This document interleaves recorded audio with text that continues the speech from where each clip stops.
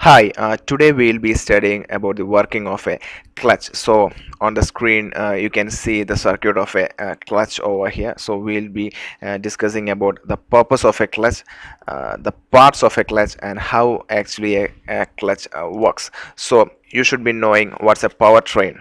On an automobile, the powertrain is the power from the engine is taken by the transmission towards the rear axle, and it reaches the rear wheel. So this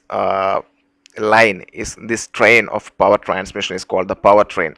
So here the two components we'll be talking about is the engine and the transmission, because the clutch is placed in between the engine and the transmission. So what's the purpose of the clutch?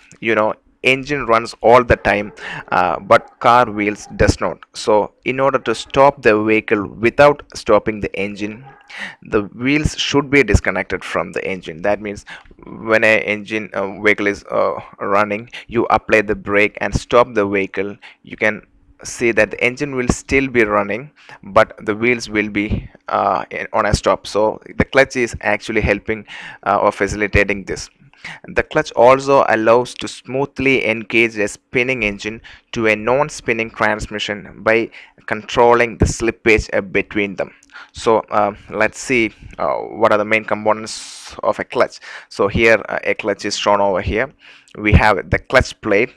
This is the clutch plate. We have the pressure plate. This is the pressure plate, and this is the diaphragm spring. So these are the three main components of a clutch. So as I told you, the purpose of the clutch is actually to disengage the engine from the transmission, and also to smoothly engage the engine with the transmission. At this point of time, as shown in the figure, the engine is not linked with the transmission, so the clutch pedal is engaged at this point. So at that point of time, the clutch plate, so this is the clutch plate, is not linked with the flywheel. The flywheel is marked in black, and the clutch plate is marked. So you can see the clutch plate is actually not linked with the flywheel. That means the drive from the engine will not be carried by the clutch towards the transmission.